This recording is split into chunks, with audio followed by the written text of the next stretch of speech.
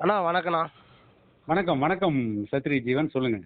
அண்ணா ஒரு பாரத பிரதமர் பாராட்டி கைகுலுக்கி பேசக்கூடிய ஒரு மாபெரும் தலைவரை ஆ, ஒரு தரக்குறைவா இன்னைக்கு நம்ம தமிழ்நாடு முதல்வர் விமர்சிச்சாரு. ஆ. அதை பத்தின உங்களோட கருத்து கேட்க தான் நான் கூப்பிட்டேன். இல்ல முதல்ல ம் பாமகவுடைய நிறுவனர் டாக்டர் ஐயா ம் ஒரு மிகப்பெரிய சமூக நீதி தலைவர். ம் இன்றைக்கு தமிழ்நாட்டினுடைய 2 மூத்த தலைவர்கள் மகாராஷ்டிராவில் சரத்பவார், ம் இன்னொருவர் பாமகவுடைய நிறுவனர் டாக்டர் ஐயா தான். ம் வரலாறு தெரியாமல் உளறி கொட்டுவது தான் ஸ்டாலினுக்கு வாடிக்கையே. ம் தமிழ்நாட்டில் எழுதி கொடுப்பதை கூட சரியாக படிக்க தெரியாத ஒரே தலைவர் ஸ்டாலின் தான்.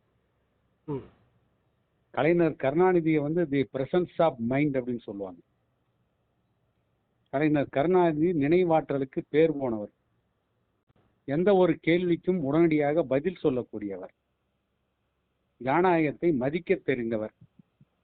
டாக்டர் ஐயாவுடைய விமர்சனங்களுக்கு பதில் சொன்ன கலைஞர் கருணாநிதி கூட தைலாபுரத்திலிருந்து எனக்கு தைலம் வருகிறதுன்னு சொன்னார்.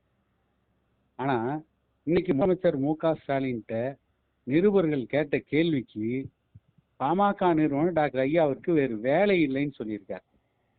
ஐயாவிற்கு வேலை இல்லையா இருக்கிறதா என்பது ஐயாவை நேசிக்கின்ற தலைவர்களுக்கு தெரியும். ஐயா என்ன அறிக்கை விட்டாருங்கிறது முதல்ல ஸ்டாலினுக்கு தெரியுமா?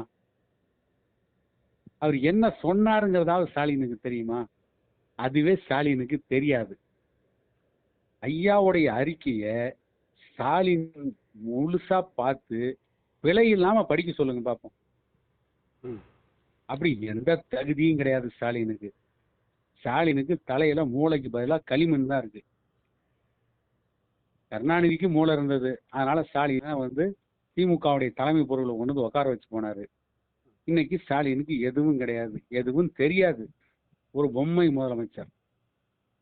சும்மா இந்த சினிமாவில் வருகின்ற காமெடியன் மாதிரி. கருணாநிதியுடைய பிள்ளை ஸ்டாலினை பொறுத்தவரை ஸ்டாலின் 23ஆம் புலிகேசி. எது 23ஆம் புலிகேசியில வடிவேல் நடிச்சிருப்பார்ல, ஆமாங்க. அந்த வடிவேலுக்கு நிகரான 23ஆம் புலிகேசி தான் ஸ்டாலின். ம் நரசிம்ம பல்லவனை எதிர்த்து நின்ற 2ஆம் புலிகேசி கிடையாது ஸ்டாலின், 23ஆம் புலிகேசி. ம் ஒரு நகைச்சுவை நாடகத்தை தமிழ்நாட்டில் நடத்தி கொண்டிருக்கிறார். ம் சமூக நீதி தெரியாது, வேளாண்மையை பற்றி தெரியாது, தொழிலாளர் நலன் பற்றி தெரியாது, அரசு ஊழியர்களை பற்றி தெரியாது, ஒரு மண்ணும் தெரியாது, ஒரு புண்ணாக்கும் தெரியாது. இவரும் முதலமைச்சராக இருக்கார். இவரையும் இந்த நாட்டு மக்கள் தேர்ந்தெடுத்திருக்காங்க. இது இந்த நாட்டு மக்களுக்கு கிடைத்த மிகப்பெரிய அவமானம். தமிழ்நாட்டின் ஓமான சின்னமா யாரை சொல்றோம்? சுதந்திரத்திற்காக போராடிய அஞ்சலை அம்மாள், அர்த்தநாரீஸ்வரவர்மா, பாரதியார், பாவேந்தர் பாரதிதாசன், இவங்கெல்லாம் தமிழ்நாட்டினுடைய ஓமான சின்னங்கள்.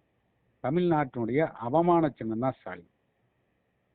எனக்காக நேரம் ஒதுக்கி பேச ரொம்ப நன்றிண்ணா. ரொம்ப ரொம்ப நன்றி. அனைவருக்கும் வணக்கம். நன்றிண்ணா.